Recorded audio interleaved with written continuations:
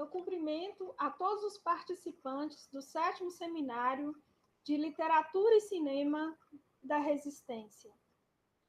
A minha comunicação é sobre a representação feminina como forma de resistência na obra de Chico Buarque e Mia Couto.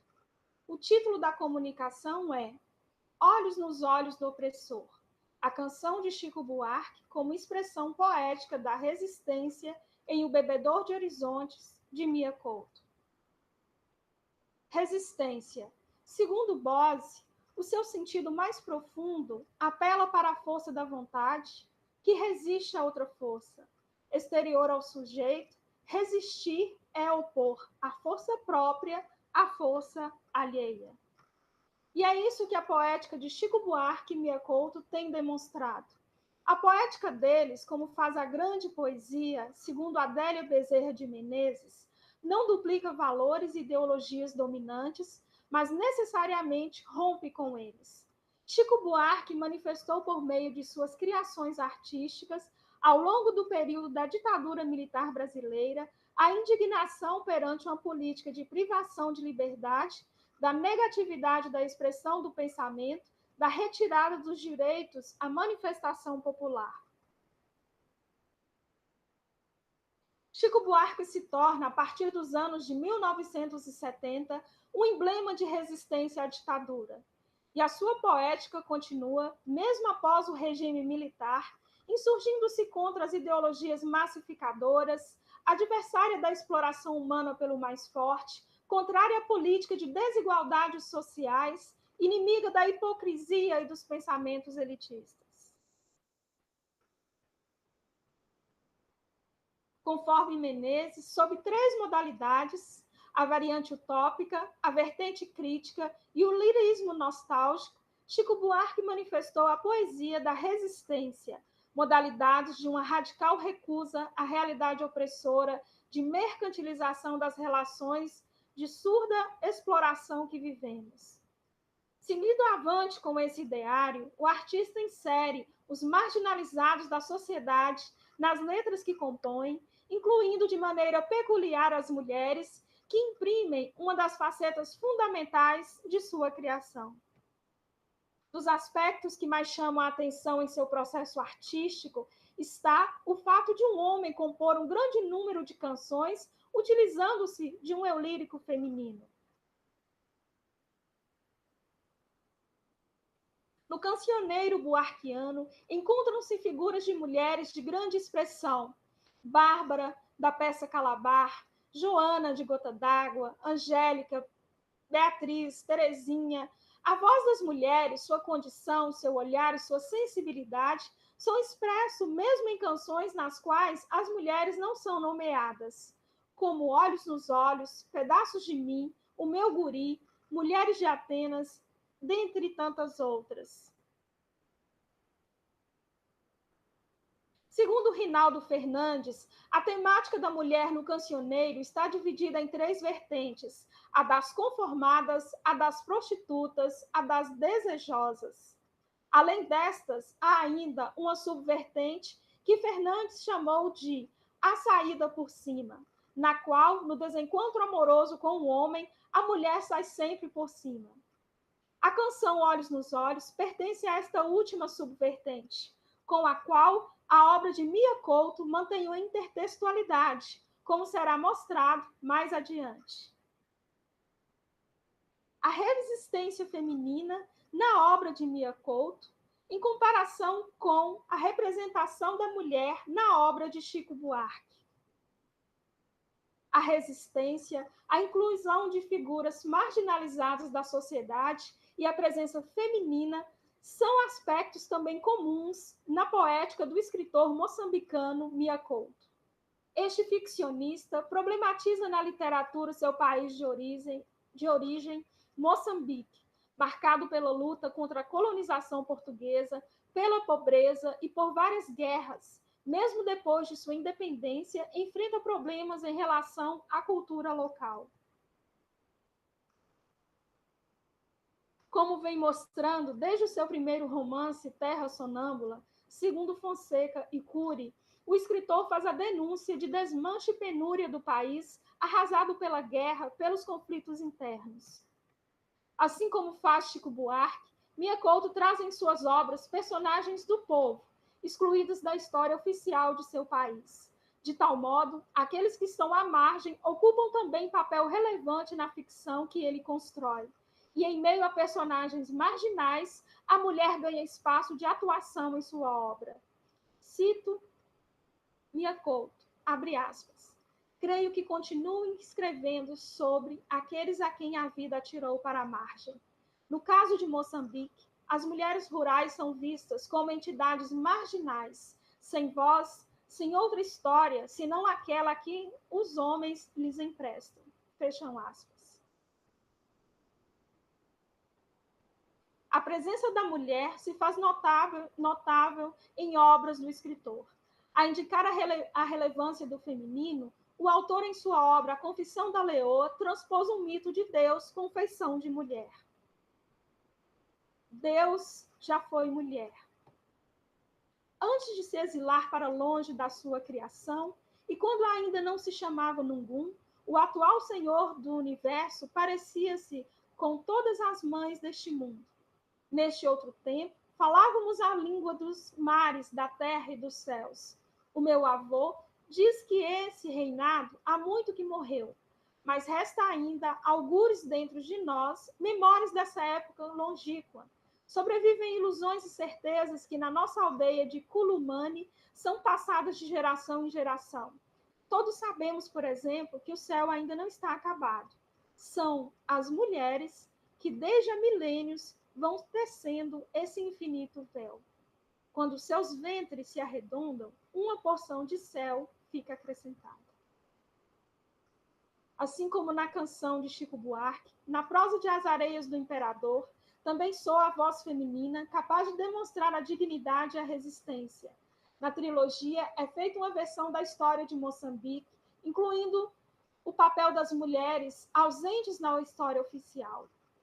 Em forma de romance histórico, a obra retrata o conflito entre o estado de Gaza, que dominava todo o sul de Moçambique, e as forças portuguesas no contexto do final do século XIX, em que Portugal precisava mostrar seu poderio frente à humilhação que havia sofrido no episódio do Ultimato Inglês.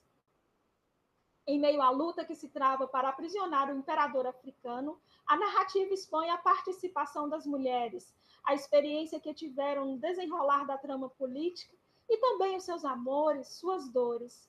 No entanto, muitas dessas personagens demonstram uma força que interfere de forma imprevisível no desencadear das ações. Assim, a semelhança da poética de Chico Buarque, em As Areias do Imperador, abre aspas, cito Mia Couto, as mulheres são centrais, são elas que fabricam e contam as histórias. Fecham aspas. A referida trilogia, principalmente em seu último volume, O Bebedor de Horizontes, mostra a altivez da narradora e também personagem Imani Nsame. A narrativa acompanha o momento em que o imperador africano de Gaza, Ngungunyane, é preso pelos soldados da coroa portuguesa, levando consigo em viagem para o exílio, juntamente com os prisioneiros, as 7 esposas e a jovem negra Imani, de apenas 15 anos, grávida do soldado português Germano de Mello. Por saber escrever em português, ela desempenha o papel de tradutora das autoridades. Tais mulheres vivenciam experiências de subjugação e violência, inclusive sexual. No entanto, diferente das demais, Imani comporta-se de modo altivo e com uma sobranceria olha nos olhos do opressor, provocando constrangimentos ao dominador. Pela escrita dessa narradora, assim como na canção de Chico Buarque, soa a voz feminina capaz de demonstrar a dignidade e a resistência em meio a uma situação ostensivamente vilipendiosa. A diferença de comportamento entre Imani e as demais mulheres é expresso pelo olhar.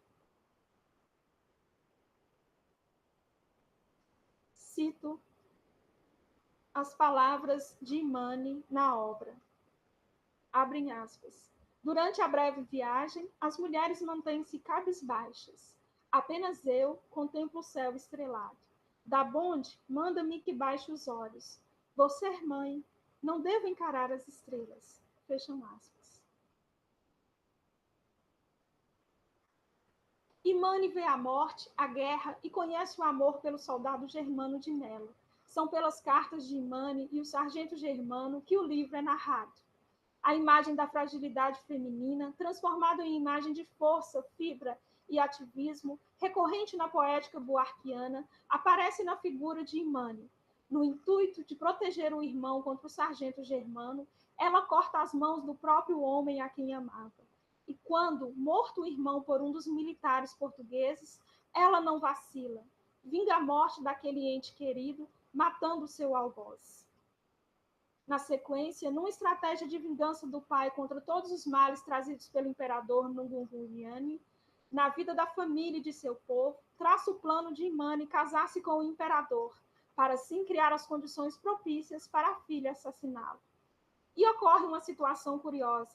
No momento em que o pai de Imane, em audiência com o imperador, quer tratar da oferta de casamento, a língua do pai é travada e é ela quem toma a voz. Ela subverte a ordem da tradição patriarcal quando passa a ser a porta-voz na comunicação, uma vez que naquela sociedade as mulheres só poderiam falar com a autorização dos homens, como se vê na seguinte passagem da obra, abrem aspas. A rainha Musa-Musi receia que o navio possa avançar adentro. Implora aos gritos que não desamarrem o monstro.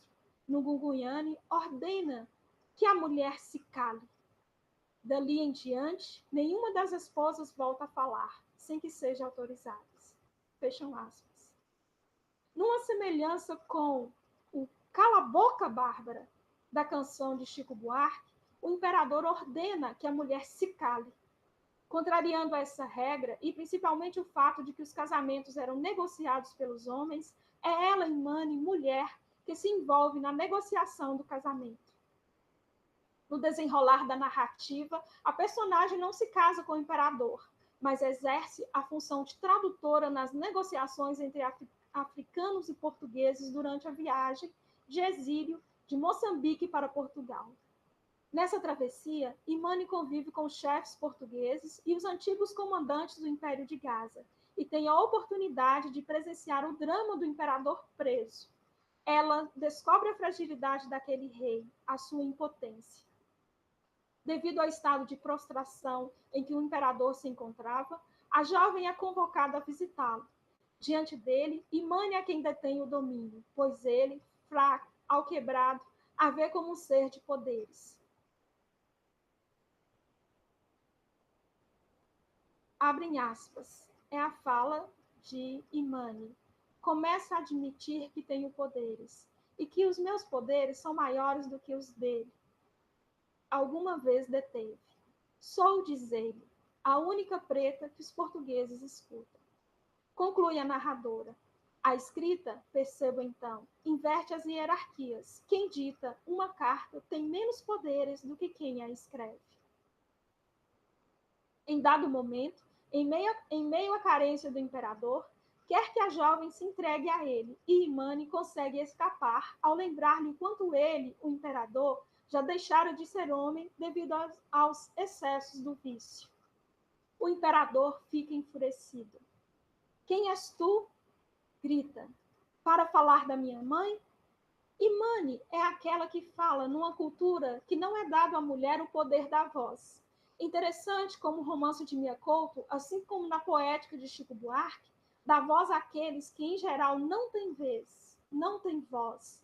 Assim, encontramos o tema das mulheres vinculados ao tema da marginalidade social.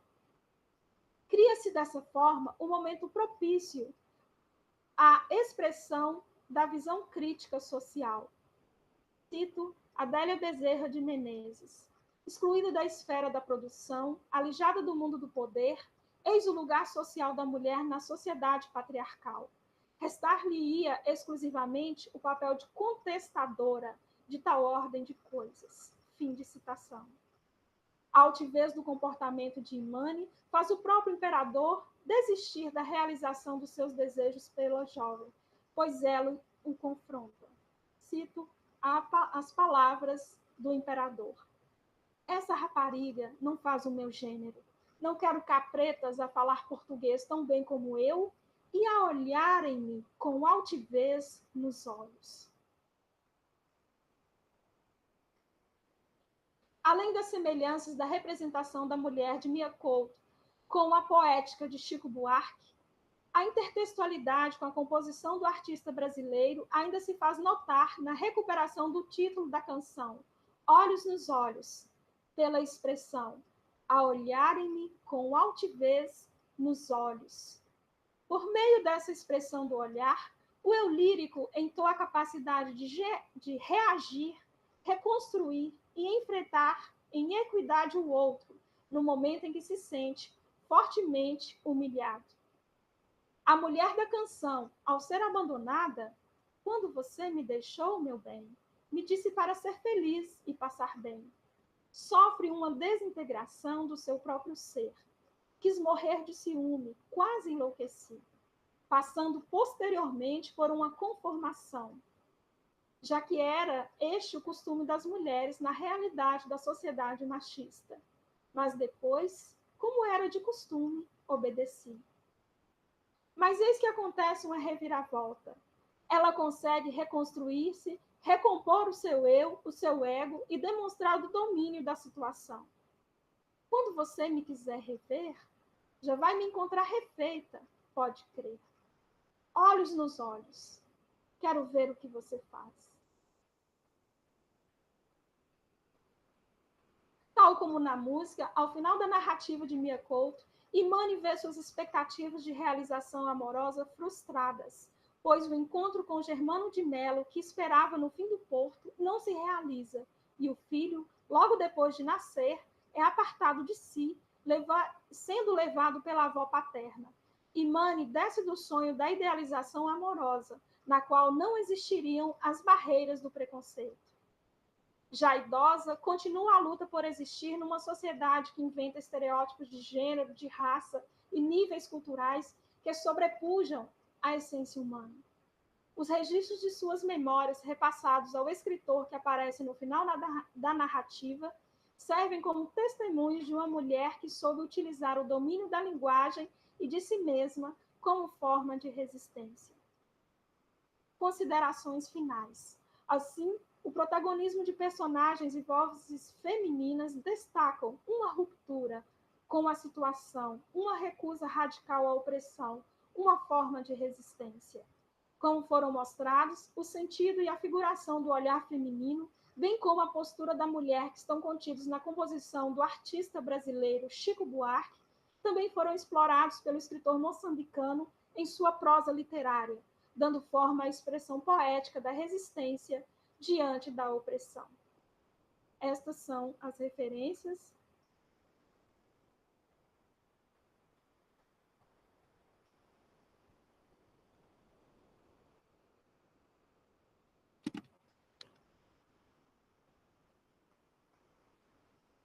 E assim, eu encerro esta comunicação e agradeço a atenção de todos.